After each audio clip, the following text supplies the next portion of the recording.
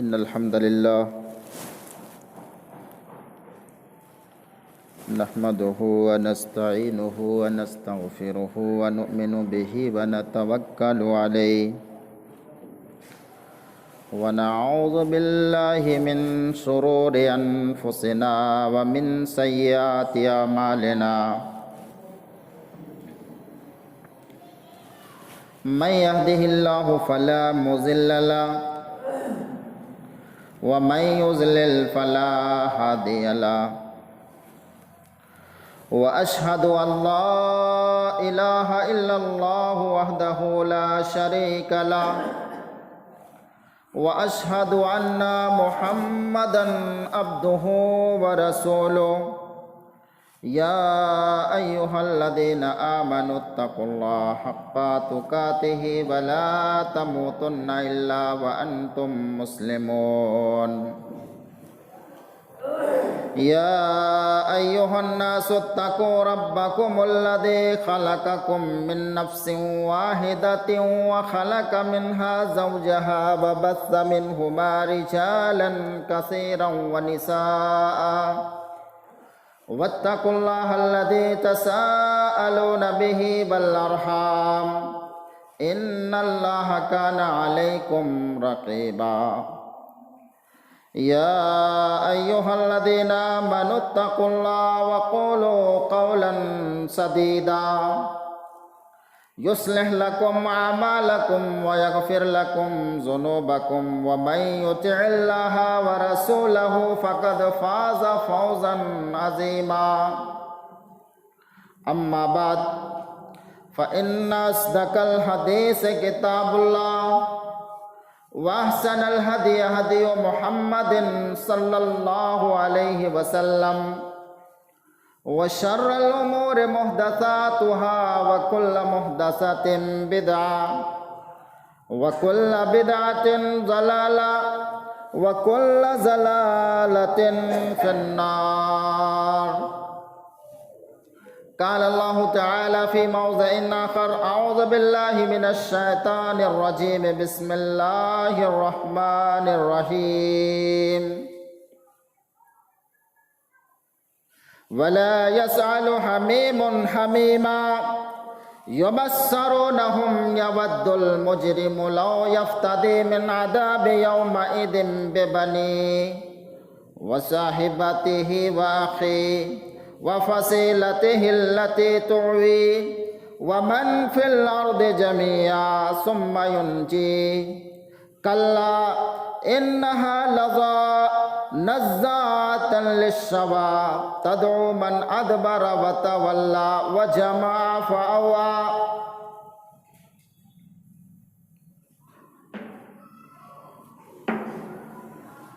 بزرگان ملت، نوجوانان اسلام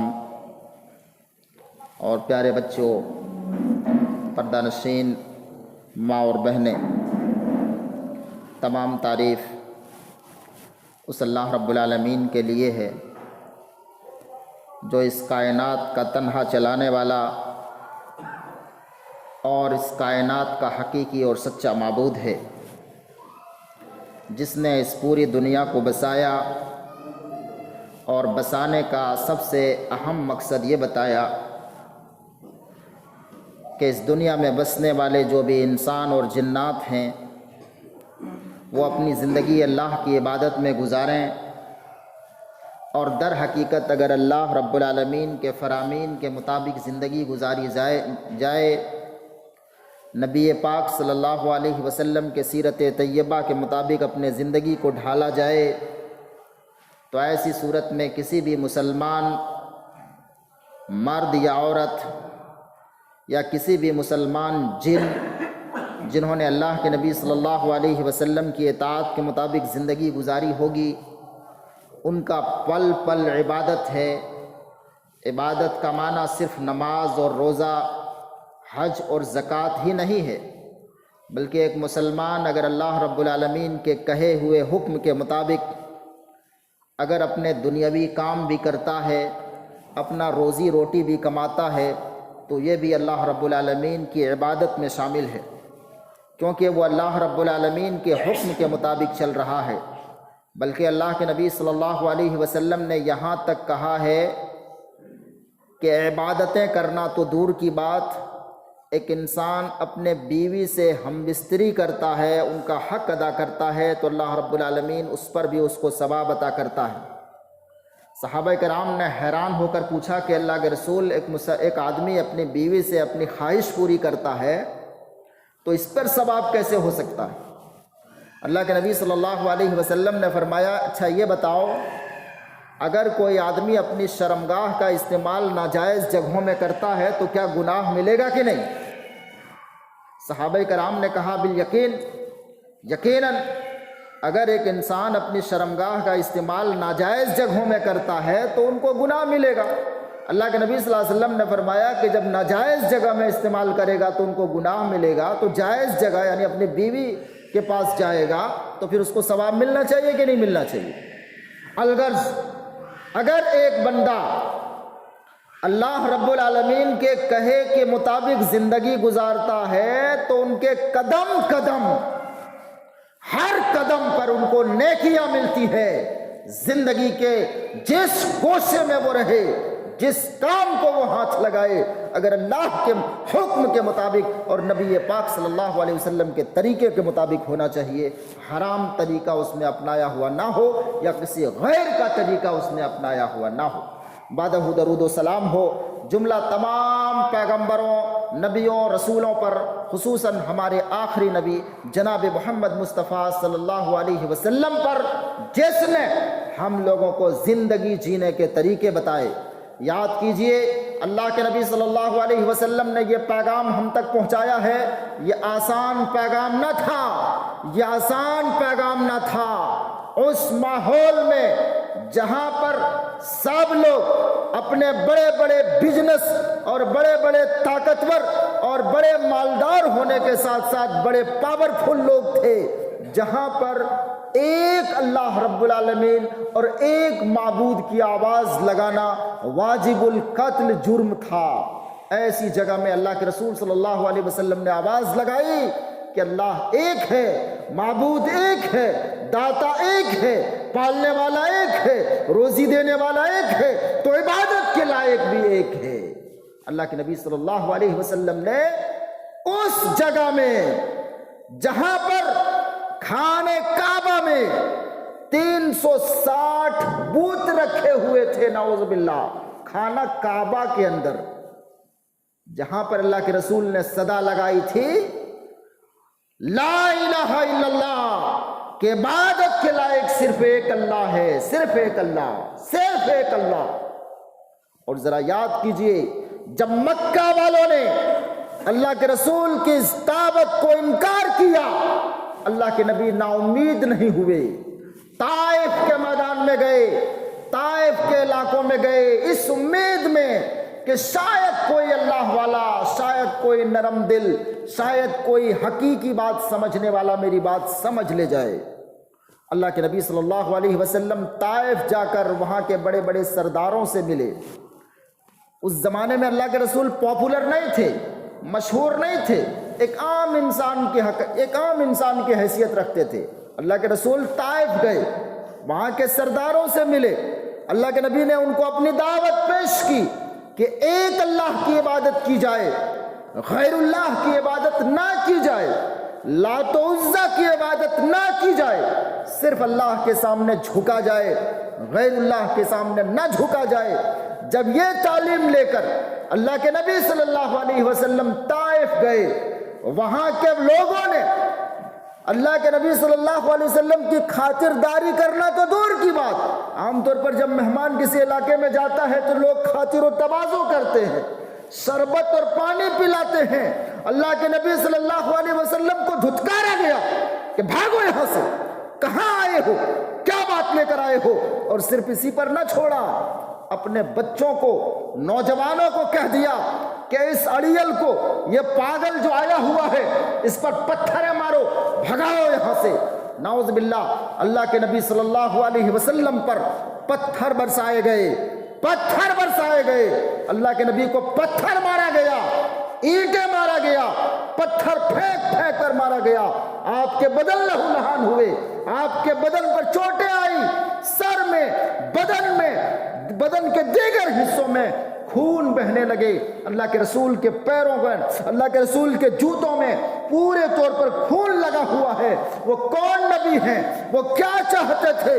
جب اللہ کے نبی صلی اللہ علیہ وسلم کی یہ حالت ہوئی، یہ حالت جب اللہ کے رسول کی ہوئی، اللہ رب العالمین کو بڑا ترس آیا، فرشتہ بھیجا اللہ کے رسول کے پاس، فرشتہ بھیجا، فرشتہ آئے، اللہ کے رسول سے پوچھا کہ اے محمد صلی اللہ علیہ وسلم، آپ ایک حکم دیں اس طائف والوں کو، میں پہاڑ کا فرشتہ ہوں۔ اس فرشتے نے کہا کہ میں پہاڑ کا فرشتہ ہوں، آپ ایک حکم دیں، دونوں پہاڑوں کے درمیان اس طائف کی پوری بستی کو پیس دیا جائے گا۔ ہم اور آپ ہوتے تو کیا کرتے؟ ایسے موقع پر جہاں سے دھتکار کر بھگایا گیا ہو، پتھر مارا گیا ہو، اللہ کے نبی نے فرمایا کہ نہیں، اگر یہ لوگ ایمان نہیں لاتے ہیں تو نہ لائیں، مجھے امید ہے کہ ان کے بال بچے آگے چل کر مسلمان ہوں گے۔ اللہ اکبر! اتنا دور تک سوچنے والے نبی پاک صلی اللہ علیہ وسلم، جس نے رات بھر عبادتیں کر کے، دعائیں مانگ کے ہم لوگوں کی حق میں دعائیں کی تھی کہ یا اللہ امتی امتی، میری امت، یا اللہ میری امت کو عذاب الہی سے بچانا، جہنم کے عذاب سے بچانا۔ جس نبی پاک صلی اللہ علیہ وسلم نے پوری زندگی ہم لوگوں کو برائیوں سے نکال کر بھلائیوں کی طرف لانا چاہا، اندھیرے سے نکال کر روشنی کی طرف لانا چاہا، آج مسلمان پھر اپنے اصلی حالت کی طرف پلٹ چکے ہیں، اصلی حالت کی طرف پلٹ چکے ہیں۔ ان کو ذرہ برابر پرواہ نہیں اس بات کی کہ کیسے اور کتنی مشکلات سے گزر کر یہ دین اسلام کی تعلیمات ہم تک پہنچی ہیں۔ پھر ہم دنیا داری میں لگ گئے، اس دنیا کی چمک دمک کو ہم نے سب کچھ سمجھ لیا، اور ہماری حالت بھی تقریباً ویسے ہی ہو گئی جو کبھی مکہ کے کفاروں کی ہوا کرتی تھی۔ مکہ کے کفار کھل کر منہ سے کہتے تھے کہ ہم محمد کو نہیں مانتے، ہم قرآن کو نہیں مانتے، ہم تمہارے اللہ کو نہیں مانتے، ہم قیامت کو نہیں مانتے۔ آج مسلمان ان چیزوں کا انکار کرتے ہیں، لیکن فرق یہ ہے کہ آج کے مسلمان زبان سے انکار نہیں کرتے۔ آج کے جتنوں بھی گیا گزرا مسلمان ہو، سب اللہ کو مانتے ہیں، محمد کو مانتے ہیں، قرآن کو مانتے ہیں، آخرت کو مانتے ہیں۔ جب سب کچھ مانتے ہیں تو پھر لوچا کہاں ہے؟ لوچا یہ ہے کہ سب کچھ ماننے کے باوجود، زبان سے سب کچھ ماننے کے باوجود اپنے عمل سے انکار کرتے ہیں۔ اللہ رب العالمین نے اسی لیے فرمایا کہ لا اقسم بیوم القیامہ، میں قسم کھاتا ہوں قیامت کے دن کی۔ اللہ کے رسول نے، اللہ رب العالمین نے قیامت کے دن کی قسم کھائی، اور آگے فرمایا ایحسب الانسان ان لن نجمع عظامہ، کیا انسانوں نے یہ سمجھ رکھا ہے کہ ہم دوبارہ ان کے مر جانے کے بعد دوبارہ ان کو زندہ نہیں کر سکتے؟ کیا یہ سمجھ رکھا ہے لوگوں نے؟ بلا قادرین علی ان نسوی بنانا، اللہ رب العالمین فرماتا کیوں نہیں، ہم دوبارہ انسان کو جس حالت میں دنیا میں ہے،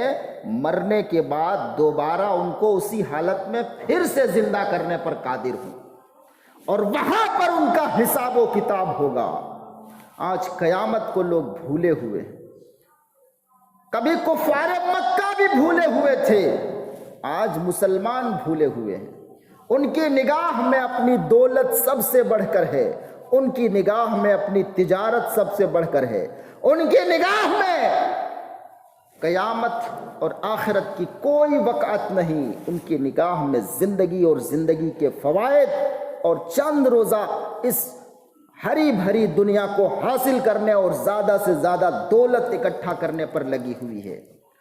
ذرا یاد کیجئے، اللہ رب العالمین قرآن مجید کے اندر ارشاد فرماتا ہے کہ یہ دنیا جس میں تم اپنے دوستوں کے خاطر، اپنے بیوی بچوں کے خاطر، اپنی اولاد کے خاطر دن رات محنت کر کے کماتے ہو اور دین اور آخرت کو بھلا بیٹھتے ہو، اللہ تعالیٰ فرماتا ہے وَلَا يَسْأَلُ حَمِيمٌ حَمِيمًا، جب قیامت کا دن آئے گا تو کوئی جگری دوست بھی کسی دوست کو پوچھے گا تک نہیں، پوچھے گا تک نہیں۔ زندگی بھر ہم نے جس کی دوستی کی قسمیں کھائیں، جس کے ساتھ ہم نے نوجوانی اور جوانی کے ایام گزارے، کیا کیا نہیں قربانیاں دی اپنے دوستوں کے لیے، لیکن قیامت کے دن پوچھے گا تک نہیں۔ اللہ تعالیٰ فرماتا ہے یبصرونہم، حالانکہ وہ آپس میں ایک دوسرے کو دیکھیں گے، ایک دوسرے کو دیکھیں گے، لیکن وہاں پر پوچھیں گے تک نہیں۔ اور یہی نہیں، آگے اللہ تعالیٰ فرماتا ہے یود المجرم لو یفتدی من عذاب یومئذ ببنی، اللہ رب العالمین فرماتا ہے کہ اس دن مجرم یعنی گناہگار، جنہوں نے دنیا اور دنیا کی چمک دمک اور دنیا کی دولت کو آخرت پر ترجیح دیا ہوگا، جس نے اپنی تجارت کو، اپنی دولت کو اللہ رب العالمین کے بتائے ہوئے طریقے کو چھوڑ کر اپنی منمانی زندگی جیا ہوگا، اللہ تعالیٰ فرماتا ہے یود المجرم، مجرم یہ چاہے گا، خواہش کرے گا، لو یفتدی من عذاب یومئذ ببنی، مجرم یہ چاہے گا کہ اللہ آج مجھے چھوڑ دے، آج مجھے چھوڑ دے اور میرے بچوں کو لے لے۔ ذرا اندازہ لگائیے، میرے بچوں کو لے لیجئے، جتنا بچہ ہے سب کو دے دیں گے، بس مجھے چھوڑ دیجئے، میرے سارے بچوں کو لے لیجئے، اس کو عذاب میں ڈال دیجئے۔ دنیا میں جن بچوں کے لیے کیا نہیں کیا، جن اپنے اولاد کے لیے انہوں نے کیا نہیں کیا، قیامت کے دن جب جہنم کی ہولناکی اپنی آنکھوں کے سامنے دیکھیں گے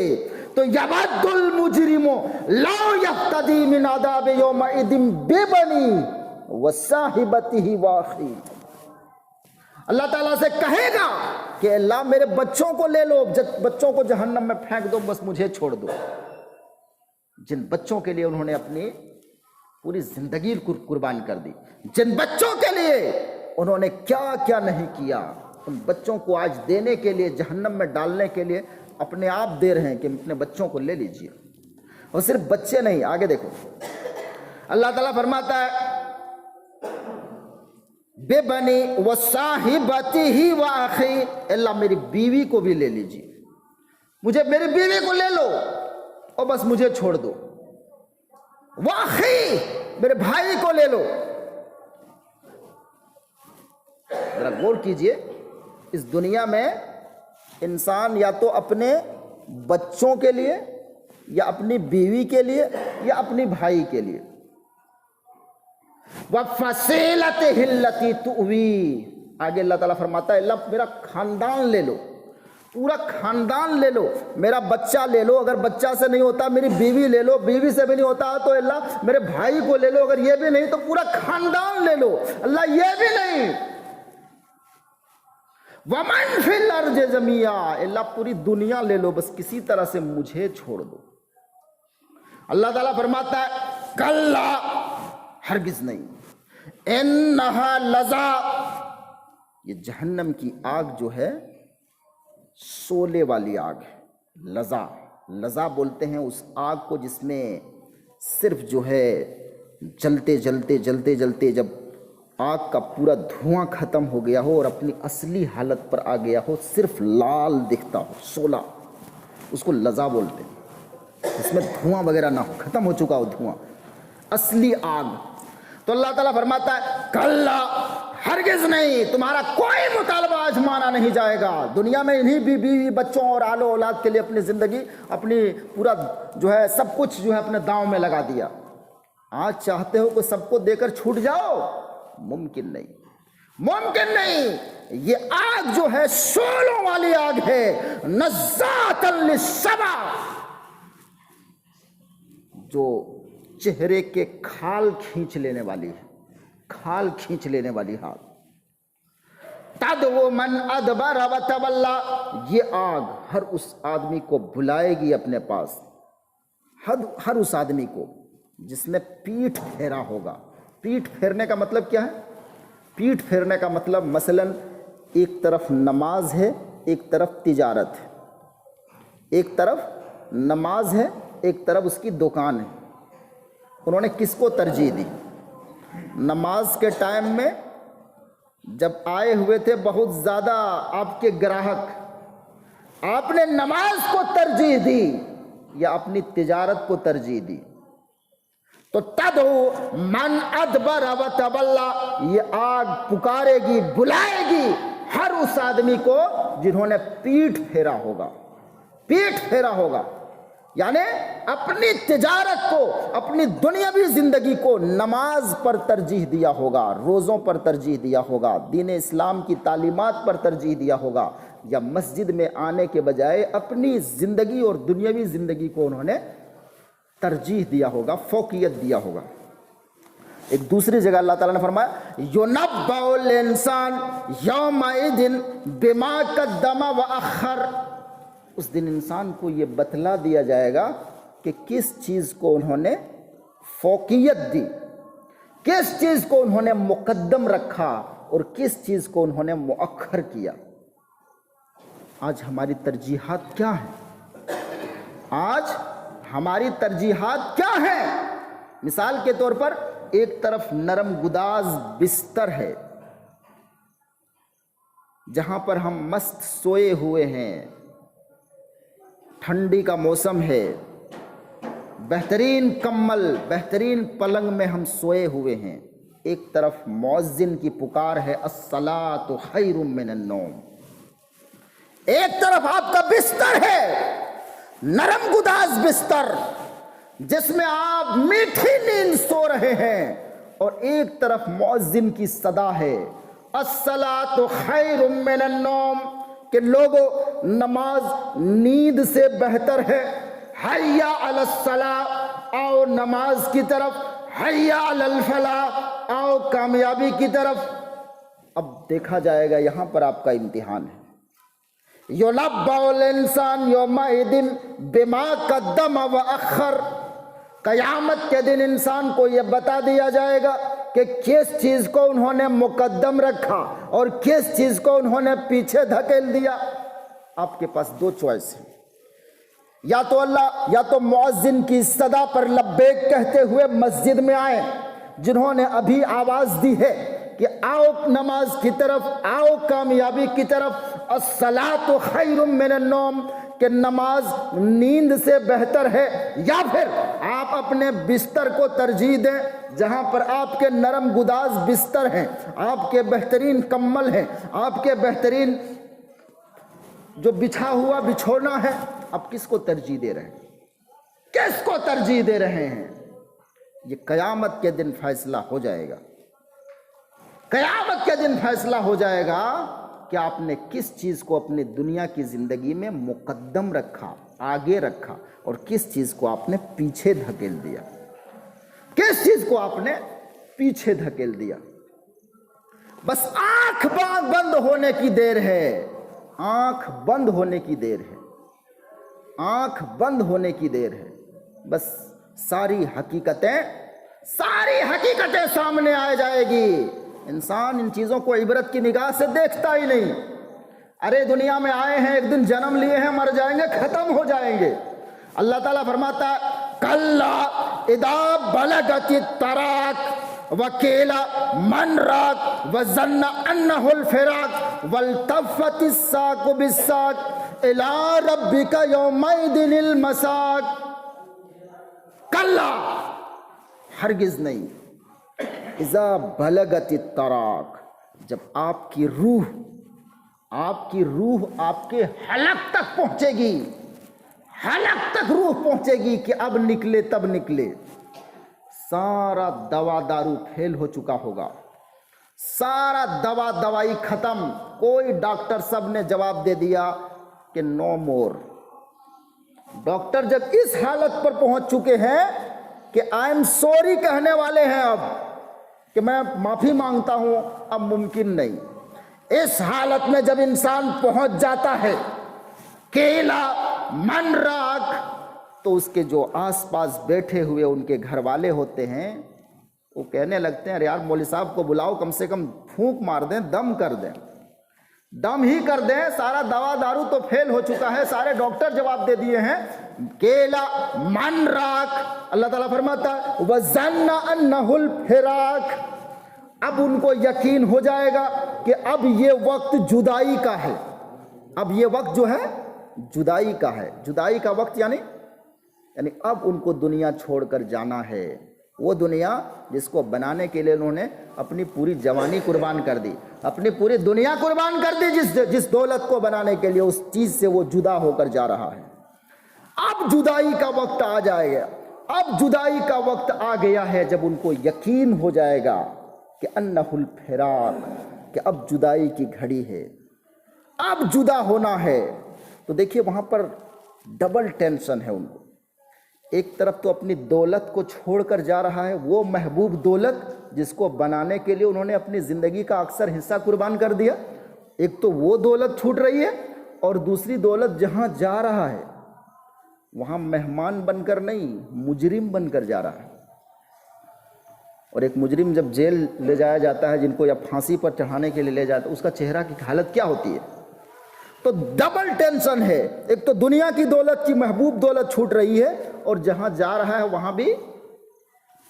صرف تاریکی ہی تاریکی ہے، مجرم کی حیثیت سے گرفتار ہو کر جا رہا ہے۔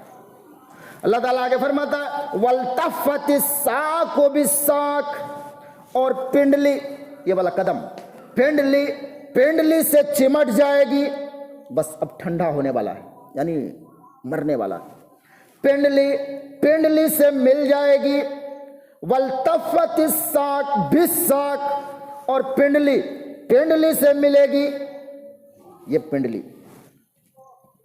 اللہ اکبر، یہ وہی پنڈلیاں ہیں، یہ وہی قدم ہے جن پر کبھی بڑا ناز تھا، کبھی ظالموں، کبھی ظلم کیا انہوں نے اسی پاؤں سے، کبھی کسی کو لات بھی مارا ہوگا اسی پاؤں سے، سارا حرام کاریاں اسی پاؤں سے چل کر گیا۔ آج کمزوری کی یہ حالت ہے کہ پنڈلی سے مل رہی ہے، اور اتنی بھی قدرت نہیں ہے کہ اپنے پنڈلی کو ملنے سے بچا لیں، یعنی روح جب قبض ہو رہی ہے، اتنی کمزوری ہو گئی ہے کہ اب انسان کو کچھ بھی اپنے اوپر اختیار نہ رہا۔ وہی قدم تھا جس قدم سے کبھی انہوں نے سینما ہال میں گیا تھا، تو کبھی برائیاں کرنے کے لیے، کسی کے ظلم کرنے کے لیے گیا تھا، تو کبھی کیا کیا نہیں کیا اسی قدم سے۔ آج حالت یہ ہے کہ اپنی پنڈلی کو بھی سنبھالنے کی قدرت نہیں ہے۔ تو اللہ تعالیٰ فرماتا ہے وَالْتَفَّتِ السَّاقُ بِالسَّاقِ، ان کی پنڈلی سے مل جائے گی، إِلَىٰ رَبِّكَ يَوْمَئِذٍ الْمَسَاقُ، اس دن سیدھا پہنچو گے اپنے رب کے پاس، إِلَىٰ رَبِّكَ، تیرے رب ہی کی جانب ہے اس دن المساق، کھینچ کر چلا جانا۔ کیسے بھی کودے، پھانسی لگائے، مر گئے، ٹرین کے نیچے آ کر مر گئے، طبعی موت مرے، ڈاکٹر کے ہاں مرے، اپنے بستر میں مرے، گھر میں مرے، آگ میں جل کر مرے، یا پانی میں ڈوب کر مرے، جیسے بھی آپ کی موت ہوئی، آپ کو لڑھک کر جانا ہے اِلیٰ ربک، تیرے رب ہی کے پاس پہنچنا ہے، وہیں پر جا کر رکو گے، کہیں پر رک نہیں پاؤ گے۔ تو پھر اللہ رب العالمین نے قرآن پاک کی آیتیں صرف سنانے کے لیے نہیں کہی ہیں کہ لوگوں کو جو ہے ڈرا دیا جائے، سنانے کے لیے نہیں، عمل کرنے کے لیے ہے، اپنے زندگی میں اتارنے کے لیے ہے کہ کس چیز کو تم نے ترجیح دی ہے اپنی دنیا کی زندگی میں، کس چیز کو تم نے مقدم رکھا اور کس چیز کو تم نے مؤخر کیا۔ تو ہمیں چاہیے، پورے خطبے کا خلاصہ یہ ہوا کہ ہم سب کو چاہیے کہ ہم اپنی زندگی میں عبادات کو ترجیح دیں۔ ہم یہ نہیں کہتے ہیں تجارت کرنا حرام، نہیں، تجارت کرنا ضروری ہے بھائی، تجارت کرنا ضروری ہے، وہ تو زندگی کے اجزاء میں سے ہیں۔ اللہ رب العالمین خود کہتا ہے کہ فَإِذَا قُضِيَتِ الصَّلَاةُ فَانتَشِرُوا فِي الْأَرْضِ وَابْتَغُوا مِن فَضْلِ اللَّهِ، کہ جب نماز پڑھ چکو، نماز ہو جائے تو دنیا میں پھیل جاؤ، اللہ کے رزق کو طلب کرو۔ تو اللہ تعالیٰ خود کہہ رہا ہے روزی کمانے، لیکن پہلے کیا کہا کہ جب نماز پڑھ چکو، یعنی پہلے تجارت کو نہیں مقدم رکھنا ہے، پہلے نماز کو مقدم رکھنا ہے۔ جب نماز پڑھ چکو تب، یعنی فوقیت اس کو دینا ہے، فوقیت اس کو دینا ہے، ترجیح اس کو دینا ہے۔ اسلام تو یہی سکھاتا ہے نا کہ ہم بیلنس لے کر چلیں، یہ نہیں کہ ایک کو ہو کر رہ جائے۔ صرف یہ مطلب نہیں کہ مسجد ہی میں آ کر بیٹھ جائیں اور اللہ اللہ اللہ اللہ کرتے ہوئے زندگی کو، نہیں، آپ کو یہ بھی کرنا ہے اور وہ بھی کرنا ہے۔ یہ نہیں کہ صرف اسی کے ہو کے رہ گئے یا اسی کے ہو کے رہ گئے، نہیں، آپ کو دونوں لے کر چلنا ہے۔ تو جو دونوں لے کر چلے گا وہی حقیقت میں کامیاب ہوگا، اور وہی کامیابی سے ہمکنار ہوگا، اور اللہ رب العالمین کے یہاں سرخرو ہوگا، اور اللہ کے نبی صلی اللہ علیہ وسلم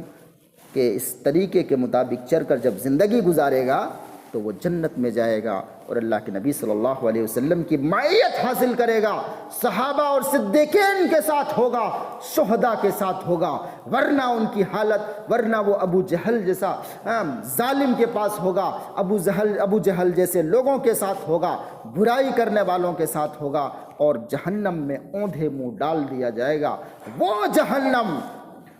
جہنم جس کو اللہ رب العالمین نے کہیں حطمہ کہا، کہیں حاویہ کہا، کہیں سقر کہا، کہیں الگ الگ نام، کہیں قاریہ کہا، بڑا خطرناک ہے وہ جہنم۔ آخر میں اللہ رب العالمین سے ہم دعا کرتے ہیں کہ اللہ رب العالمین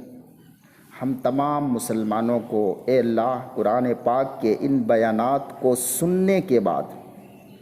عمل کرنے، اپنے زندگی میں اتارنے کی توفیق عطا فرما۔ اے اللہ رب العالمین، ہم تمام لوگوں کو دینیات اور دین اسلام کو اپنی دنیاوی چیزوں پر مقدم رکھنے کی توفیق عطا فرما۔ اے اللہ رب العالمین، ہمارا ایمان کمزور ہو چکا ہے، اے اللہ رب العالمین دینیات کی طرف ہمارے مسلمان بھائیوں کو لانے، قرآن کی تعلیمات کو پڑھنے، ان کو سیکھنے، سمجھنے اور عمل کرنے کی توفیق عطا فرما، تاکہ تیرے نبی نے جو پیغام ہم تک ہزار مشکلیں سہ کر ہم تک پہنچائی ہیں، اس پیغام پر ہم عمل کر سکیں، اور اپنی دنیا کو بھی بنا سکیں، اور اپنے آخرت کو بھی سنوار سکیں۔ آمین و تقبل یا رب العالمین۔